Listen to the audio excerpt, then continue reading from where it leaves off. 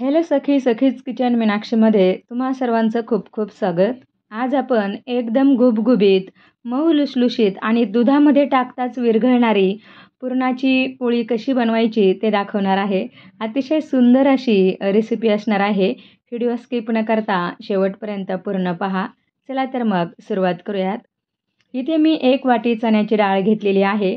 चण्याची डाळ स्वच्छ धुवून घ्यायची आणि 1 वाटी चण्याची डाळ असेल तर 2 ते अडीच वाटी यामध्ये पाणी घालायचं आणि कुकरमध्ये व्यवस्थित शिजवून घ्यायची. आमटी बनवण्यासाठी डाळीमध्ये पाणी थोडंसं जास्त घातलं तरी चालेल. आता पीठ मळण्यासाठी त्यामध्ये चवीपुरतं मीठ घालायचं आणि 2 चिमूट हळद थोड्याशा पाण्यामध्ये मिक्स करून घेतलेली होती. ती पाणी यामध्ये घालायचं. यामुळे पुरणपोळीला खूप छान रंग येतो. आता यामध्ये थोडं-थोडं पाणी घालत पीठ चांगलं मळून घ्यायचं आहे.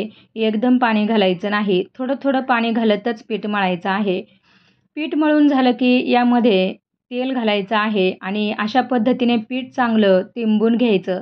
पुरणपोळीचं पीठ जितकं चांगलं मळलं जाईल, तितक्या पुरणपोळ्या मऊसूत, लुसलुशीत होतात आणि तोंडात टाकताच विरघळतात. इतक्या ह्या पुरणपोळ्या छान होतात. त्यामुळे सुरुवातीला पीठ चांगलं मळून घेणं हे खूप गरजेचं आहे. थोडंसं तेल आणि थोडंसं पाणी असं मिक्स करून पीठ तिंबून घेतलं तरी चालेल. आता पीठ आपलं व्यवस्थित मळून झालेलं आहे आणि एका बाजूला ते आता ठेवून द्यायचं आहे. डाळ आपली इथे व्यवस्थित शिजून झालेली आहे. चाळणीमध्ये डाळ व्यवस्थित निथळून घ्यायची आणि त्याचं जे पाणी आहे ते कटासाठी वापरायचं आणि एखादा चमचा डाळसुद्धा आमटीसाठी बाजूला काढायची आहे. आणि चाळणीमध्येच आता ही डाळ आपल्याला स्मॅश करून घ्यायची आहे, बारीक करून घ्यायची आहे. हे काम अगदी झटपट होतं, अजिबात वेळ लागत नाही.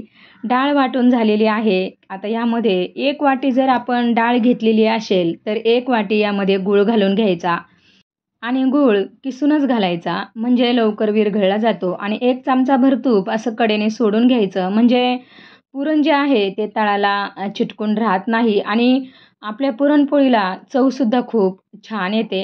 एकसारखं हलवत आपल्याला हे पुरण आटवून घ्यायचं आहे.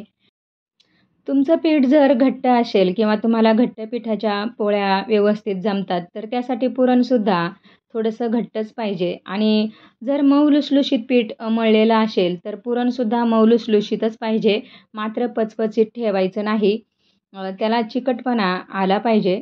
आता इथे आपलं पुरण व्यवस्थित आटवून झालेलं आहे. तुम्ही बघू शकता एकदम छान पुरण झालेलं आहे आणि गॅस बंद केल्यानंतर अशा प्रकारचं पुरण अजून थोडंसं घट्ट होतं आणि जर ते पुरण आपण हातात घेतलं आणि आपल्या बोटाला जर चिकटलं नाही, तर समजायचं की आपले पुरण एकदम व्यवस्थित झाले. तुम्ही बघू शकता एकदम छान पुरण झाले. आता यामध्ये 1 चमचाभर साखर घालून आपण त्यामध्ये थोडीशी सुंठ, बडीशेप आणि वेलची घालून त्याची पावडर करून घेतलेली होती. ती मी इथे मिक्स करून घेतली आणि बरोबर याचे 6 गोळे करून घेतलेले आहे. पीठसुद्धा व्यवस्थित भिजलेलं आहे आणि पुन्हा एकदा पोळपाटाला तेल लावून हे पीठ चांगलं मळून घ्यायचं आहे. एकदम छान असं पीठ झालेलं आहे आणि त्याला चांगला वाक आलेला आहे. आता याचे पुरणाच्या गोळ्यापेक्षा थोडासा लहान गोळा घ्यायचा आहे. खूप मोठा नाही. पुरणाच्या गोळ्यापेक्षा थोडासा लहान आणि पुरीसारखं सुरुवातीला व्यवस्थित लाटून घ्यायचं आहे. खूप पातळ नाही करायचं आणि त्यावर आपल्याला हा गोळा ठेवून तो बंद करायचा आहे. आणि पिठावरच ही पुरणपोळी अशा पद्धतीने व्यवस्थित एकसारखी लाटून घ्यायची. पुरणाची पोळी कुठे जाड, कुठे पातळ अशी ठेवायची नाही. अगदी काठापर्यंत व्यवस्थित लाटत न्यायची आहे. आणि तुम्ही बघू शकता जर पीठ व्यवस्थित मळलेलं असलं आणि चांगलं भिजलेलं असलं, तर अजिबात पुरणपोळी फुटत नाही. तुम्ही अजूनसुद्धा यामध्ये पुरण घातलं असतं, तरी ही पुरणपोळी अजिबात फुटणार नाही. इतकी छान झालेली आहे. आणि जसं पीठ असतं अगदी तसंच आपल्याला इथे पुरण ठेवायचं आहे. एकदम छान अशी पुरणपोळी लाटली गेलेली आहे आणि तवासुद्धा आपला खूप छान तापलेला आहे. पुरणपोळी तव्यावर टाकल्यानंतर एक बाजू तिची व्यवस्थित अगोदर भाजू द्यायची, नंतरच ती उलटून घ्यायची आहे. दिवाळीचे कितीही पदार्थ करा, परंतु लक्ष्मीपूजनासाठी पुरणपोळीचा नैवेद्य हवाच असतो. आमच्याकडे तरी पुरणपोळी आवर्जून त्या दिवशी केली जाते.